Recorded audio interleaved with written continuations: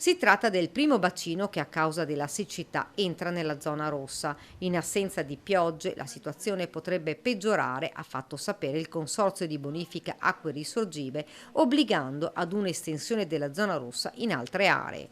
Dunque stop ai prelievi di acqua per gli agricoltori e per i cittadini nel bacino del Marzenego che va da Resana fino alla laguna di Venezia passando per Noale. Questo per consentire il mantenimento della vita acquatica nei corsi d'acqua principali. Consigliamo quindi agli agricoltori e ai cittadini, affermano i tecnici del consorzio, di monitorare il nostro sito web e l'app per essere aggiornati su eventuali ulteriori modifiche.